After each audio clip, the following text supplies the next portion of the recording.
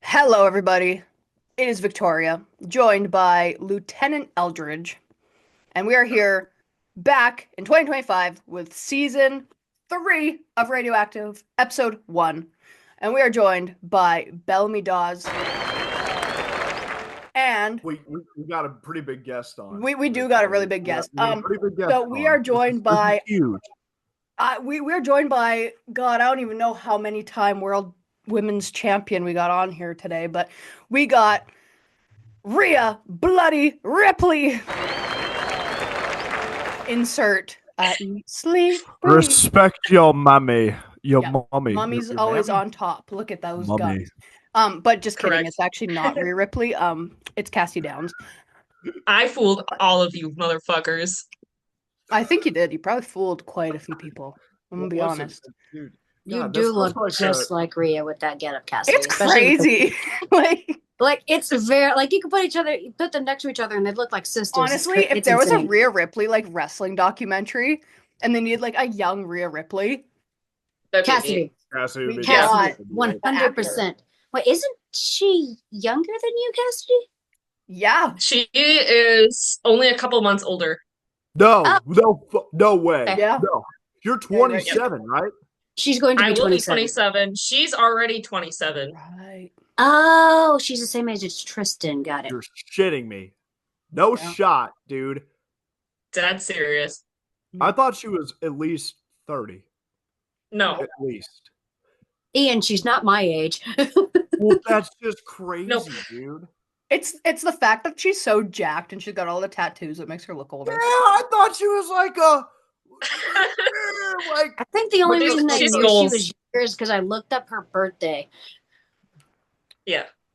I looked up her birthday after the I looked up her birthday after the shit. Why am I blanking on the words? I know what I'm trying to say. You Motionless in White WrestleMania. Yes. Yeah. Bro, before we get into this episode, can I just say 1 second? I am a hardcore WWE fan. I'm sure lots of people know that. Been watching it for 10 years. Love Motionless in White. The fact that it was in Pennsylvania, WrestleMania, I was like, Dude, there's no way was that they're going to miss fucking out on this amazing. opportunity. But I hadn't heard anything about it. So I'm like, It was under the radar, although I think a lot of us, at least on Motionless in White Twitter, maybe some people in Discord too, but Twitter's the big place for Motionless in White fans. I think a lot of us there were like, is it going to happen? We were suspecting that it might, and we just lost our minds when and it the did. day of WrestleMania, I was sick, so I wasn't on my phone much. But later I found out Rhea had posted a picture of Motionless in White's logo on their dressing room. Yep. And I saw this way after, but I was sick, so I wasn't on my phone that day. So WrestleMania starts, whatever. That was the first match of the night. So we're chilling. Becky Lynch comes out. Then, okay, Rhea Ripley's getting ready to come out. I'm dead on the couch. I was so sick. And all of a sudden, Chris just pops on the TV. This is my... And I was like, the did it! And I was just screaming. I lost my fucking mind. Oh my god. That performance was... And then her winning incredible. the match was just yes. Goddamn. It was so perfect. It was amazing. I know. And then they did the stomp together, and I was like... Oh, bro. Amazing. Yeah. Yes. Ian, sorry, go ahead, bro. You got your hand raised. All right. So Rhea Ripley is 28 years old. So she is 28. She just turned 28 in October. So close. She's pretty damn close in age. You kind of know as a wrestling fan that when it's WrestleMania and the one person has a live performance, they're pretty much winning. It's they're winning kind of thing because of this whole elaborate thing. So I was like, okay, well, Rhea's got to win now, especially after that iconic performance from Motionless in White.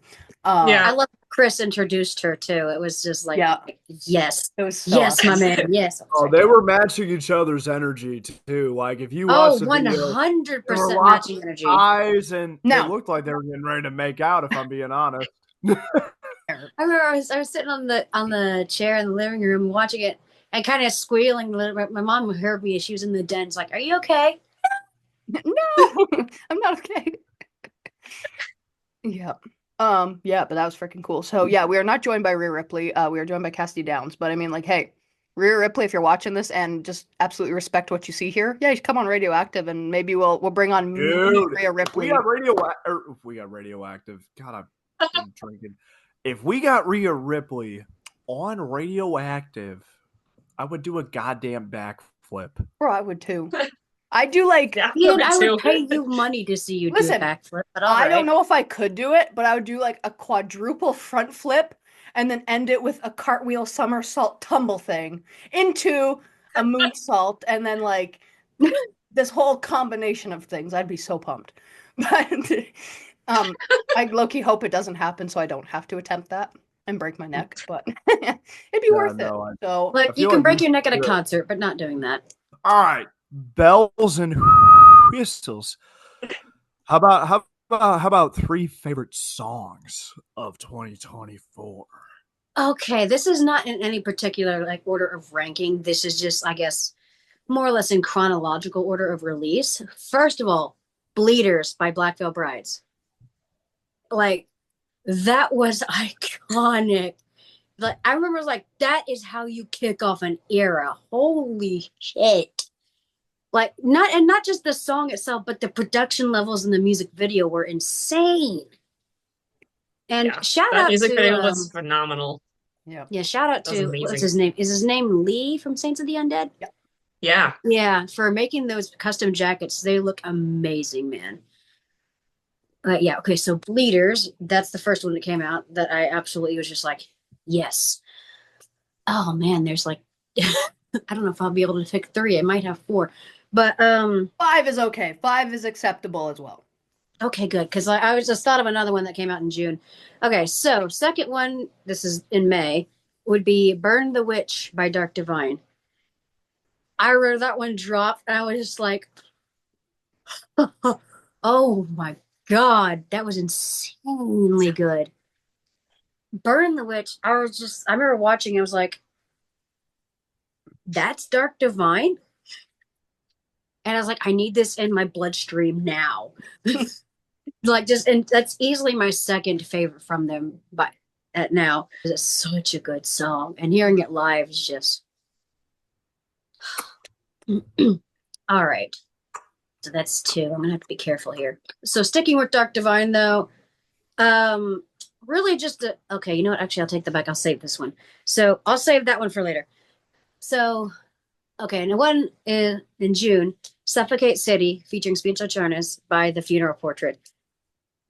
They've been doing that one live for a while now. I remember last year I heard it, last year 2023 I heard it live when they were in Nashville, and it was just so good. I'm like, why haven't they dropped this yet? I went looking for it after the show. I'm like, where is it? And they finally dropped it, and I'm just like, yes. Can I say one thing about Lee Jennings?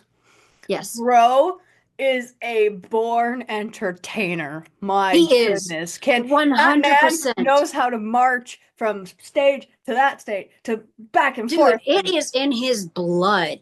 He knows what he's doing. Yeah, he does. Yeah, he does. Yeah, he does. Yeah, he does. Lee Jennings? Hey, I got to compliment the fellow Southerner. Dude from The Funeral Portrait? Yeah. 100%. Dude, he and the gentleman from The Funeral Portrait know how to move, dude. And they're always like giving each other little noogies and messing with each other on stage. I think that's really funny. I like that. Like the whole band is just so alive on stage. I love it. Yeah. But yes, Suffocate City featuring Spanish artists, that was just such a cool culmination of everything that they've been building up over the past couple of years now. It's just so nice to finally not only get a music video, but actually be able to buy the damn song off of iTunes and have it so I could jam to it in my car. Okay, so let's see, that's 3. Okay. Oh God, now I'm gonna have to narrow this down a little bit. I don't know. I don't know if I'll get 5. Oh yeah, I will.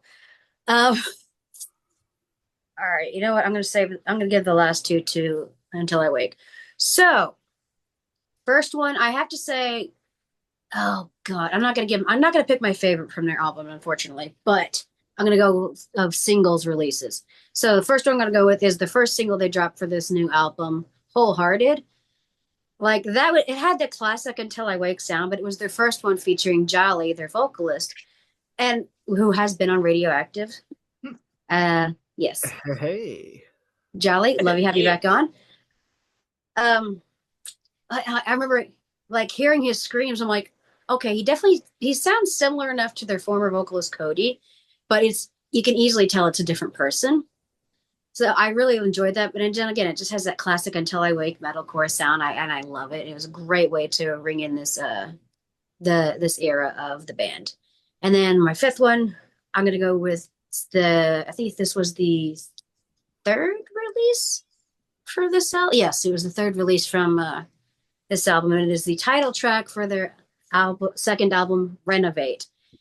That music video and indeed that song had me in tears. I was just like, heard so much of my own story in it. And I was just like, all right, fuck you guys too. But no, if you haven't checked it out, good. definitely do. It's so good. What, Ian? Ladies first. He wants to go Ladies, next. nuts on your face. Oh my god. Well played, Casty Downs. Well played. Thank you. All right. So my top 3 songs from 2024 are as follows, and in a particular order. Bleeders, for obvious reasons, which we have already discussed. Of course. That fucking breakdown, and Jake added the 50 bomb alert from his Twitch stream into that. Yeah. I was like, you sneaky little bitch. He is though. Oh god. He knew what he was doing though. So huge props to him for that one, because that shit slaps. And then my second song would be Burn the Witch, for other obvious reasons. Dude, when I heard that song here, so when it was first released, yes, it was a fucking banger, but dude, world changing when you hear it live. It's just like the energy is just insane. So good. And then last would be Prequel from Falling Universe off of their Ronald album. Mm-hmm. That's so good. I love it. Bro can do like any kind of genre and it still sounds good. Yeah. Yep. Bro did country and it was like, let's go. Oh yeah. Well, he did. Well, first it was The Drifter off of, I think it was Fashionably Late, that album. And then he's like, you know what? Let's bring country back.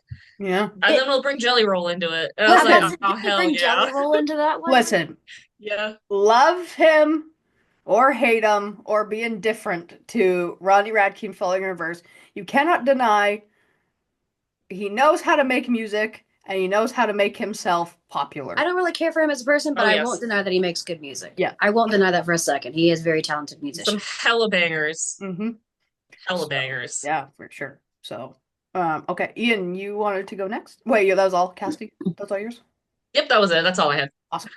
Casty. I just didn't want to cut you short and be like, no, you're done.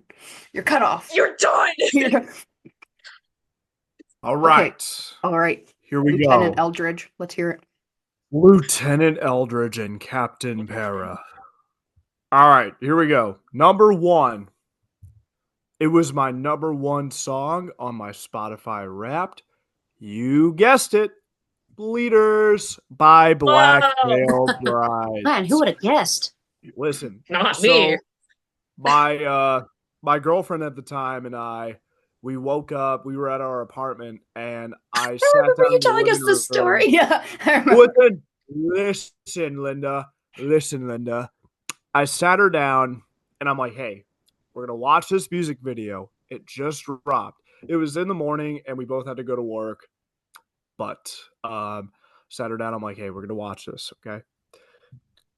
Made her watch the Bleeders music video. My jaw was on the floor. I was like, oh my dear God, this is the coolest Black Veil Brides video I've ever seen in my life.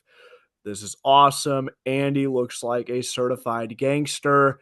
And yeah, it was pretty cool. Pretty good stuff. Pretty good. Yeah, like I knew he was trying to be Sweeney Todd, I know, and that he gave that off, but I wouldn't deny it. Like that getup would make him look like a 20s gangster almost. All right, number 2. My number 1 streamed artist on my Spotify Wrapped was not Black Veil Brides. It was Knocked Loose I know, hate me. But Knocked Loose was my number one streamed artist on Spotify Wrapped. And Sit and Mourn is a song that, I don't know, I can't explain it. It's really poetic. It really, really is. And it just makes you feel a certain type of way about a certain portion of your life. I can't explain it into words. And when I think of Sit and Mourn, I think of my last semester at UMSL, because in October, I went and saw Knocked Loose for the very first time live, and they blew me away. My expectations were transcended. So, and they went on Jimmy Kimmel Live and played that song. Yes. Oh, okay. Yeah, can we stop and talk about that for a second? Yeah, 100%, dude. Oh my! 100%. Oh man, did you see the reaction of the normies to that though? Yeah, I got jump scared. Oh, you poor baby. You poor baby. Throw them in the mosh pit. Fuck your feelings, dude. Knocked Loose is the shit.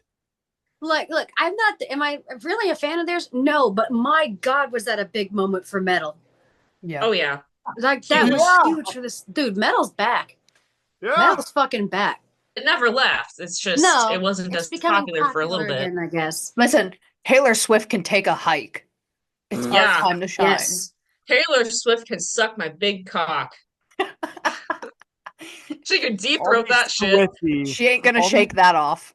Fucking Swifties can lick my hairy butthole, dude. Oh, don't let Chris Motionless see these. He's a Swiftie. Oh, right. He's a Swiftie. Okay, Chris, if you see this, I'm so sorry. I love you so much, but Taylor Swift is trash. I don't know if I can necessarily call her cringe. I just think she's overrated. Listen, that's very true. She's got some good songs. She's overrated. I grew Chris up. Motionless is a Swiftie? Yeah, he's a Swiftie. You didn't know that? Kidding. No, he went to a Taylor he's Swift a Swiftie. concert. He's an admitted Swiftie. Like, what was it? He did an interview with Orion Reacts when they were, I think in Canada it was, where he admitted to being a Swiftie. Yep. It was pretty common knowledge among the fan base at that time anyway, but yeah, he admitted to being a Swiftie. Can you imagine Motionless in White and Taylor They should do a cover. Swift? Oh honestly, that would actually be a pretty lit cover though. If I Prevail can do a cover Taylor Swift song, fucking Motionless in White can do a cover of Taylor Swift song. No, let's discuss Get quick. On that. What would be the best Taylor Swift song for Motionless to cover? I don't know. I don't know very many. Taylor Swift, so I could Swift. Taylor Swift song on my phone. Bro, honestly, Romeo and Juliet, but make it Motionless in White metal. Yeah. Oh yeah. I think that Taylor Swift could cover Masterpiece by Motionless in White. Ooh. You know, she might actually be able to pull it that sound off. like shit. Yeah. Yeah. No one touches Masterpiece. All right, off. How about Another Life? Okay, fine. She could probably touch Porcelain and do some good with it. There you go. I could see Taylor Swift doing a good cover. For Motionless in White, I can see them like doing a lit cover of like Shake It Off, like Vinny doing that, like but double pedaling that shit. Yeah, no, Shake It Off. And Chris is going, shake it off. Yeah, shake it off, shake it off. You know what I'm saying? That song could use a few legs. Amazing. Okay, but insert black. Yeah. Okay, back to Ian. Okay, Ian. I'm sorry. Keep continuing. But no, it's okay. You don't think Taylor Swift can do Masterpiece? I think she could do it. No, it's too good for anyone to touch it with her. Chris, I'm sorry. Look, I get what you're trying to say, but like, not that she couldn't do it. It's just like it wouldn't be as good. It wouldn't hold up. Yeah, that's the thing. Like when you do a cover of someone's song, you have to do it justice. And a good example. Since we're Motionless in White, they did a cover of Somebody Told Me and absolutely fucking nailed it. Bro, they did better than the Killers version. I love that cover. They did. The The original version is great, but yeah, Motionless in White just blew that shit out of the water. They could definitely do Shake It Off. Motionless in White. Yeah, I could see that. Shake It Off. Yeah. I think that'd be fucking tight. All right, but number three. Wait, hold on. Did I do number 3 already? No, you didn't. You did 2. No. Leaders and Sit and Mourn. Yeah. Okay, number 3 is Sucks to Suck by Alpha Wolf and Ice-T. Yeah. Listen, when I heard Half Living Things for the first time, track to track, start to finish, I was like, yeah, Sucks to Suck, it's all right. But then it ended up being my favorite track on the album, Half Living Things. Sucks to Suck, just, I don't know, man. It just has such like an umph to it. It's a heavy hitter. And you guys need to get someone from Alpha Wolf and Knocked Loose on here. Bro, we're trying. It's a work in progress. I understand. So I mean, it's a work. Like, I understand. You guys have been trying to get Andy Viersuck on here, so I understand. Number 4 is Kid of Darkness by Slaughter to Prevail. That is a awesome song. Slaughter to Prevail is so good, dude. Oh my god. When Alex the Terrible does that little bit where he screams with no microphone. Oh my god, that is insane. He did that when I saw them play. They were on stage. I was all the way across to like those seats across from the stage, and bro, I heard that from all the way over there, and I was like, how? From like 80 feet Alex away. the Terrible, dude. It's Alex Terrible. Come on. Damn. What do you expect? My jaw was like, I don't like this band, but holy shit, that was cool. All right, that's 4. Number 5 goes out to Dark Divine. This song is Cold, cinematic version. I almost put that on my list. I'm glad you got that one, Ian. Oh, dude, Anthony's vocals on that one is just like, my man, your range. Okay, let me tell you. His vocals, period, have like expanded so much since. No, it's seriously though, like you go listen to Halloween Town, the very first song they released. You listen not just really just a cold cinematic, but like Burn the Witch or Digital Numb that released this year, and it's just like that is not the same vocalist, and really it shouldn't be, but still, it's like you put those two together, and it's like that's the same person. Yeah, it's crazy. Absolutely fantastic range, Anthony. Mad props to you, man. Bravo, Anthony Martinez, if you're watching this. Big round of applause for you, my man. Now, Victoria, what are your top songs for 2024? Huh. Yeah. Okay. Let's get off the topic. I might as well match the pace as everyone else. Bleeders, Blackfoot Brides. Self-explanatory. Music video is crazy. And I just feel like it's a totally different BBB sound than we've heard. Lots of similarities, but just... like, you can tell it's BBB, but it's also a progression of their music. Yes. And it evolved and just very punch in the face kind of thing, right? And it's really funny because when I first heard that song, I actually didn't really like it. I was kind of like, because it was different. I'm like, I don't like change, guys. I don't. But I was like, neither do I, but I still admit it's a fucking banger. Listen, I like the instrumental of it, but I was like, I don't know, feel about this. It wasn't bad, but I was like, I just don't know. But then at the same time, when I heard Blackbird for the first time, I was like, I don't really care for the song.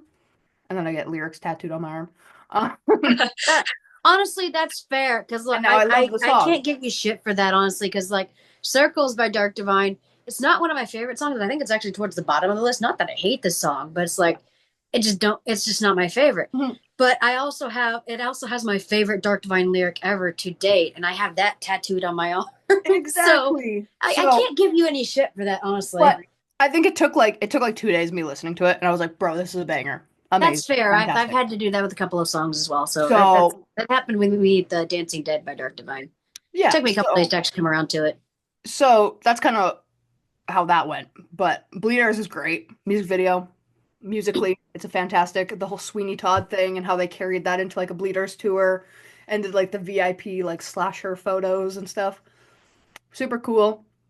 And then these are no particular order, by the way. I could never listen. You're good. Next, I would have to say, this is totally different. Light Blue by State Champs. We're going punk now. But I love State Champs so much, and their new album is so good.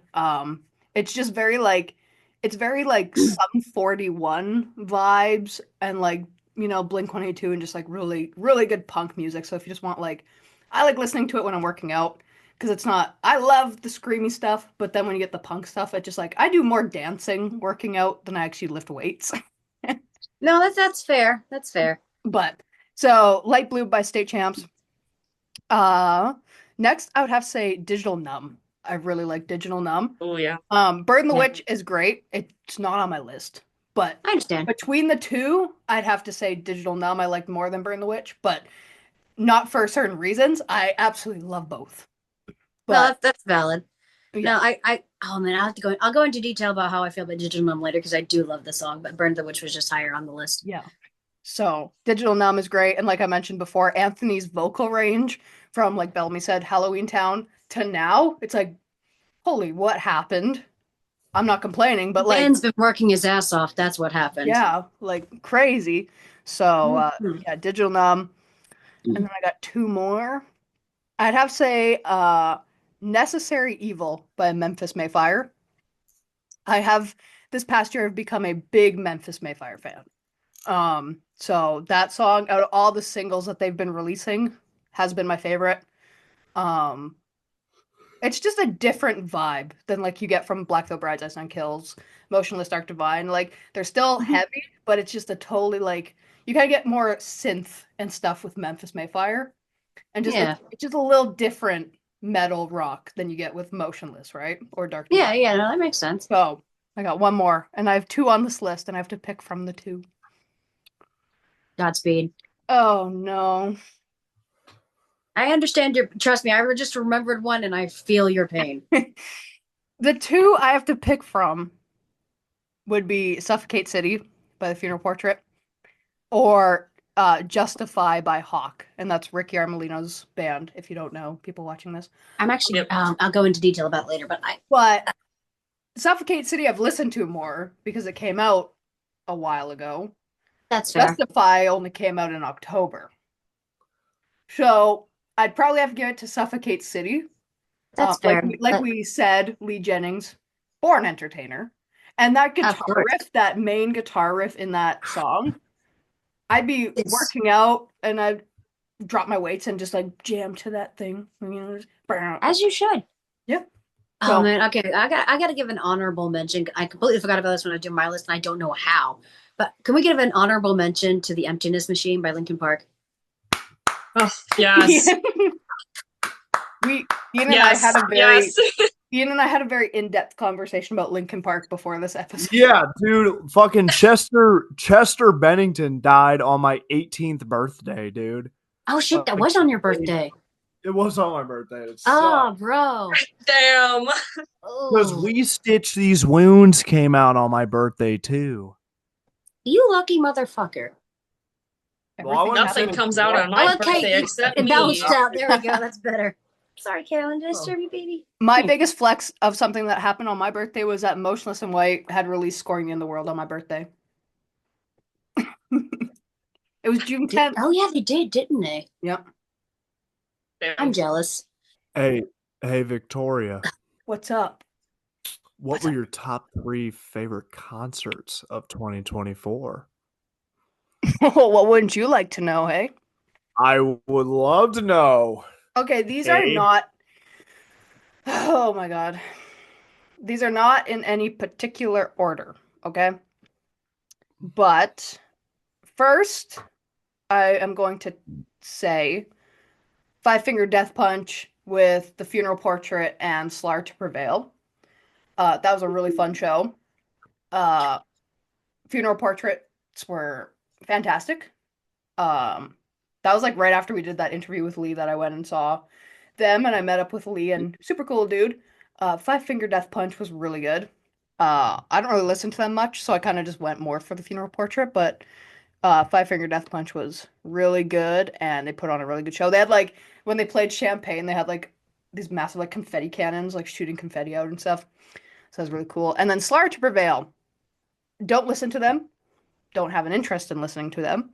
But my goodness, was I impressed by Alex Terrible. Like I said, that dude barked from all the way across the arena, and I heard it, and I'm like, bro, dude ate a lion before he came out here. Like something's in there, and it's trying to get out.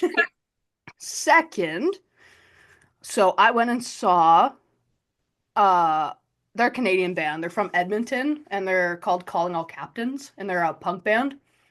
I've never been to a Sounds punk show. familiar. Yeah, they've I think they've toured with like Beartooth and stuff, so that might be why the name sounds Probably familiar. heard. They're a really good band.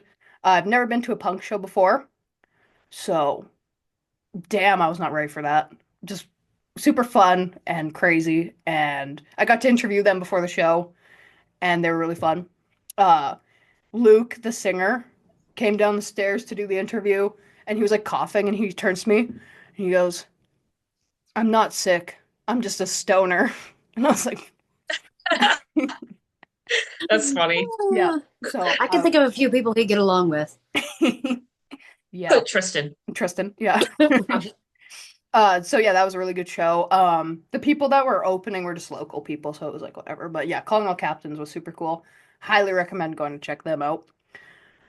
Third concert I went to in December here, and it was Mariana's Trench. Super awesome Canadian band. They're a pop band. Nice. Very good. And the opener, her name, well, not her name, but like her band, is called Lolo. And she's like Avril Lavigne. Like Olivia Rodrigo, Avril Lavigne, just like she was really good. The bass player remembered who I was during VIP, and I was not prepared to like even think he would remember me, so I was caught very off guard. But I was like, yeah, that was kind of cool. And they tried to throw me a guitar pick at the end of the show, and it just kind of went, phew. Didn't even make it to Oh, me. So damn. I was 3 rows from the stage, so we like tried to throw it, and it made the first row, and that just, you know how picks fly. Yeah. So yeah, that was really good. And honorable mentions to the Struts. I went and saw them in April, and I met up with Evan Potter. Uh, there was a whole story with that, but that show was really good. Should I go next? Yes, Cassie, you go Yes. next. Okay. I feel like I've been talking for half an I don't hour. even know how many concerts I went to this past year, but I would say my number one would be the Bleeders Tours, both shows that I went to. So I went to the Minneapolis show and then the Green Bay one. And I was fucking dead after the Green Bay one. So drove up to Minneapolis, went to that one by myself, stayed overnight there, and then I drove across the state of Wisconsin to Green Bay that following day. Then the day after that was the Green Bay show, which my dad, my older sister, and my niece all joined me. I wore Lonnie's torch suit. I looked fucking hot as hell in it. Got to meet everybody again. Lonnie was so chill. He just like when we were waiting because I got my dad Jinx's jacket for that show. So we were kind of waiting off to the side. I was like, we're gonna be last since we had the kind of like a group. And so we're kind of just chilling. I don't have my glasses on. Okay. And I see this tall ass dude walking across the stage, like look at me and go, and then hop off the stage and then come over and start talking to me. And so Lonnie's just standing there just chatting. I'm like, all right. My dad was embarrassing me a little bit, but you know, it's dads. So, Yeah. but everybody loved meeting him. Everybody loved meeting my dad and my niece, and Jinx really loved talking to Chloe, which I'd expect. But Chloe was like, "This is the best concert ever." She's like, now she's 8, but it was so cute, and it was so cute because I'd look down and she this was when Creeper was playing, and she's going like this. She's like, "I really like Creeper." I'm like, "Oh, good." And then Dark Divine took the stage, and oh my God, like I think she like her face was like, oh God. Because I told her beforehand, I was like, oh, just so you know, they wear makeup like Black Brides used to do. She knows the pictures and stuff, and I told her like it's basically just like Halloween for them. So I explained it to her, and she instantly fell in love with Robbie, and then Robbie gave her a guitar pick, which I have on video and is really cute. But anyway, those two shows are my favorite. Uh, Minneapolis show, which I forgot I'd mentioned this. I got Jake's jacket, so after the show, I met up with him, and I was kind of standing around, and uh, Tristan and Anthony wanted to meet with me, and I told them I had to meet with Jake first. But Tristan came down, and they had the merch line. It was going across, and so can't really see Tristan because he's the same height as me. He's kind of short, and so I'm kind of just like looking around, just like crowd watching, and or people watching, and I just see him walk across, and he goes, and so then I walk up and I say hi to him and stuff, and we hug, and then I go back and I wait, and one of the girls in the merch line was just like, "Oh my God, you know him?" I was like, "Yeah." She's like, "Oh my God, you guys like friends or something?" I was like, "Sure, whatever. I don't want to continue this conversation." I just ignored her the rest of the night, and she tried to talk to me again after she got done with the merch booth, and I was like, "Girl, I am too tired for this. Maybe if you talked to me before the show, and that would be a little bit different." But when I had met up with Jake, um, he's like, I at this point I hadn't seen him since, what was it, the VV show, whatever that tour was. Um, and yeah, VVDD, BVB. And so I was wearing I think I was wearing a tank top or something. And Jake just goes, "Look at you all beefed up." And I was just like, "Damn, all right. I'll take that." Oh, we all love Jake. I was not expecting that from Jake, but I just rolled with it. But yeah, it was great. That show was fantastic too. My second favorite would have to be the Popular Monster Tour 2 in Denver. Drove out to that one with Brandon, and that was a great show. It was hot. I got sunburnt. Um, I gave out little mini plastic ducks for everybody in the VIP to give the band. Like these ones? Oops. And that shit, yep, just like that. And that shit was hilarious. Dude, they were so confused. Like, why do we keep getting all these little ducks? Shabby was so into it. God. The next tour would have been, I'd have to say, well, I went to When We Were Young Fest. That was amazing. Saw so many good bands there. So that'd be number 3. Drove 24 hours out there. And that was brutal. You are insane, my friend. But I saw a lot of bands there that I hadn't seen before, and it was a really great experience. It wasn't as hot as I thought it was gonna be, so thank God for that. And then I would have to say honorable mentions. We'll say Until I Wake, Mike's Dead, and A Virtue, that band or that concert. That was really good. Shout out to Bellamy for getting me to go to see them. And now they've become one of my favorite bands, all 3 of them. So, and then Dark Divine and Crown the Empire in Davenport. I felt really bad because it was the same day that Ice Nine Kills was playing in Dubuque. And it was also the same time of the state fair. So there was okay, so the venue I think was a cap of 3,000 people. It was maybe 118 people there. I felt so bad for all of the bands that were playing, but it was really, really good regardless. Um, and then I also saw Skillet this year with my dad, or I guess last year, but they were fantastic. It was my second time seeing them. My friend Anna was there as well, so I got to meet up with her. I think those are all the concerts I went to, but top 3 were Bleeders, Popular Monster Tour, and When We Were Young Fest. Fantastic. Yeah. All right, Ian, your turn. Why me? Because we're going in reverse order. Because I know Bellamy's going to have like 30,000 concerts. Too bad you got to pick your top 3. I have 21 to pick from, actually. All right. Here we go. Well, you only get 3, Bellamy. I know. Pick wisely. Bite me. Number 1 was with my mommy, Julie.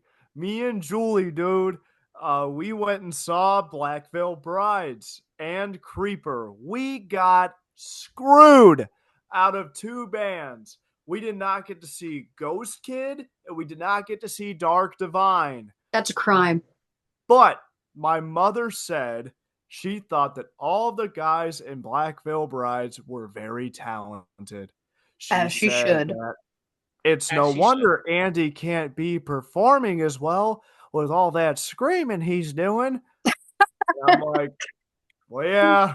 Man. That's kind of That's kind of the thing. But she was like, no, but they were all so awesome. They were all very talented musicians. I had so much fun. Oh my goodness. Number 2 was Alpha Wolf and Amur. I moshed like crazy for Amur because I got some sweet, sweet vengeance because I had an old buddy, right? And he stopped talking to me after graduation in December of 2023.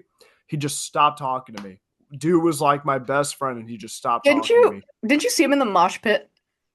I did. Alpha Wolf and Amir, I saw him in the pit, and I'm like, oh, I'm going to body you, motherfucker. And that's exactly what I did. I bodied, or, well, unnamed friend. Well, I'm going to just say it. I bodied so many times. I'm like, I'm gunning for you, buddy.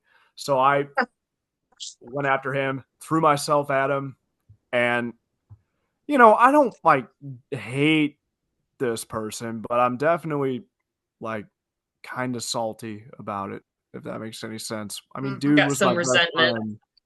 Well, he was my best friend, and he just ghosted me after my college graduation. Yeah. So far be it from me to just let it go. That was number 2. Number 3 was Knocked Loose, without a doubt. Knocked Loose was the craziest experience of 2024 concert-wise. Like, dude, holy moly. Like, my buddy Jeff and I, it was actually funny because 2 and 3 were back-to-back concerts, right? So Alpha Wolf and Amir was second, but the first night was Knocked Loose, right? First night was Knocked Loose. Second night was Alpha Wolf and Amir, right? And Knocked Loose was just freaking crazy, like balls to the wall.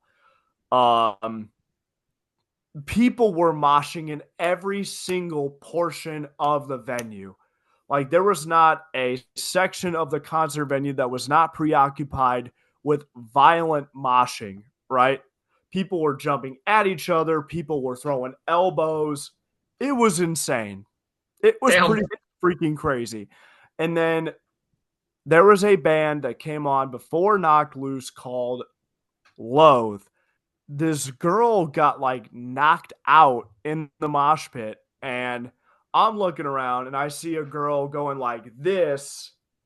And for those of you who are unfamiliar, if you see somebody in a mosh pit doing this, it means, oh shit, somebody's hurt.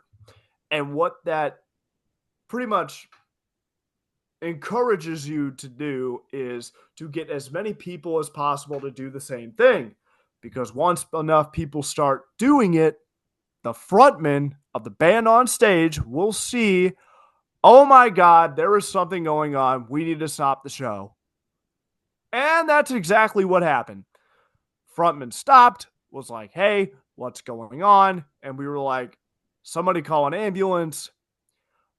Allegedly, somebody had a seizure in the mosh pit. Damn. And we had to like get a stretcher, and then the show went on. Business as usual. Anyway, honorable mentions. Dark Divine was awesome. I got to interview Anthony Martinez and Chevy Marie. We did Scooby-Doo trivia. That was gangsterlicious in itself. I think that was really, really cool. Anthony Martinez and Chevy Marie are wonderful people, and I look forward to seeing them in the foreseeable future. Now, number 2, honorable mention, Danger Party and Elder Emo Company. You guys are great. And I got to see Danger Party after I interviewed Elder Emo Company. So big shout out to those guys. Support your local emo bands in the city that you exist in. They are pretty cool. So, oh God, this is gonna be so hard. I got 21 shows to pick from, but good luck. I can narrow it down quite quickly with some of them. So, okay. God, oh man. Okay, I know 2 of them for sure involve Dark Divine. So I'll go ahead and cover those 2 and see if I can decide on the other one. the third one. These aren't necessarily ranked, but first one. Can I guess one of them? Can I guess one of them? Apocalypse Fest. How did you know that was the first one I was going to say? No, seriously, that was the first one I was going to say. I can't, specifically night 2, because Dark Divine was the opener. And like, just, oh my God. I don't even know how to just start to describe. Like, seeing them on this, playing their first arena show. Like, this is their first arena show. Their second festival overall. But seeing them, like, just seeing, there was a few less people there that night than night 1. But still, it was pretty packed in there, even for their set. And I just remember, especially during cold, because you guys know they do the phone lights. Yep. Yeah, baby. Arena was. Anthony said it took his breath away, and like that's about the only way you can describe that. Is just breathtaking. I was crying a little bit when I saw it. Like, my boys. And so yeah, their set was absolutely fantastic. They just nailed it like that. You could tell they prepped for that set, as they should. But and then a little bit later, and obviously Motionless in White playing the entirety of Reincarnate. Not everything in order, mind you, but they played the entirety of Reincarnate. They opened with Death March, but that one just fucks as an opener. Like, that's the song you want to open your set with. And since they did this on the night 1 on Halloween as well, they went straight from, because Undead Ahead, the first one, no, I'm sorry, no, Dead as Fuck, I'm sorry. Dead as the first one is on Reincarnate. They went from that one straight into Not My Type, Dead as Fuck 2. Damn. Flawless transition. Chris' girlfriend Lex came up during Dead as Fuck 2, and it was so sweet seeing them on stage together, honestly. Like, I haven't met Lex, but a few people did, and they said she's a sweetheart. So, and then on night 2 especially, because they did Abigail both nights, and if you've seen any sort of Ian, what a look. Okay, oh my God, dude. Abigail slaps so hard. Ian? It's so good. Okay, on night 2, Anthony joined Chris on stage for Abigail. Ian, how did you not know this? Yeah, how do you not know about that? That was all over this the was web. Everywhere. No, I thought he joined Chris for Slaughterhouse. Nope. No, that's what we were all thinking, because we heard he was going to be on stage. It was like there's rumor that was going around that he was going to be on stage with Chris. That's what we all thought too. Maybe it was going to be Slaughterhouse. No, it was Abigail. What? I got a clip of it. I'll text it to you later. Send it to me. I will. Okay, that was just, oh my God. And not just the show itself, but the Reaper-Cord meetup at that show specifically. There was like we all got a picture together. There's like 30 of us in this picture. It was so nice. And then somebody had mentioned something, and Charlie was thinking the same thing, and he put it into words as well. And I'm paraphrasing here, that bouncing off to Digital Numb, that everyone that you love into zeros and ones, nothing's real till it's close enough for you to touch. Now we are more than zeros and ones because we were close enough to touch. I've never texted that to Cassidy, actually. Yeah, I remember that. Oh, it was so nice. Okay, so I gotta say that was my favorite show of 2024. So my second favorite show was that same month when Dark Divine and the Funeral Portrait co-headlined. This was the show in, is Greenville, South Carolina? Yes, Greenville, South Carolina. So it was co-headliner. Dark Divine was actually the headliner that night. And they played 18 out of 21 of their songs. Damn. The one that's not a reimagined track, that they didn't do the 2 reimagined tracks, but the one that they left off that wasn't reimagined was No Escape, which F you guys. No Escape is awesome. Please bring it back. But no, like, it made me so proud, because seeing them go from this 7 songs, barely having enough to fill a 30-minute slot, to this, an hour and a half full headliner set, was just, I'm so proud of those guys. And, side note for that one, they also played Dead for the first time. They are planning on keeping that one in rotation, though, so. But yeah, and then that one wasn't necessarily a Reaper-Cord meetup, but I did meet up with a friend there. We we say we raided a Waffle House after the show. We just went and got Waffle House after the show. Obviously, Dark Divine set was the hit for me, but Funeral Portrait was fantastic that night as well. Like they played Alien, which didn't play the last couple of tours. I was really happy to hear that one again. That's my anthem. So, oh God, this was so hard to choose between two in particular. One of them is going to be an honorable mention. Don't worry, but I gotta go for the number three. I've got to go with the Until I Wake Shore when they opened for Rain City Drive in Nashville in September. This show specifically because they had headliners back earlier the year, but the reason I'm picking this one is because it was the first time I heard the title track for their album Renovate live, and I just got the feels from that one. It was the first time I heard Wholehearted live, and it fucking slapped. And honestly, it was just a great set in general. But favorite part from that night, and that's going to stick with me for a long time, is I got to. Okay, so Cassidy's been to one of their shows. You know how their vocalist gets up next to the crowd. Yep. And maybe lets people sing if he can tell that they know what they're singing. I got mic time twice. I got to sing a line twice. So first time was during Octane. The line was, so stay in your own lane. I remember that one distinctly because I actually heard myself in the speakers. And I was like, okay, I don't sound like shit. This is nice. And then the second time was during the last song, Inside My Head. And I think the line was the title, Inside My Head, or something like that. I don't remember that one exactly. The only reason I remember Octane, of course, is because I actually remembered. I actually heard myself. So, but yeah, that one I just got to go with just because of the mic time. Yeah. So honorable mentions. So Bleeders Tour, of course, got to give that one honorable mention. That was fucking fantastic.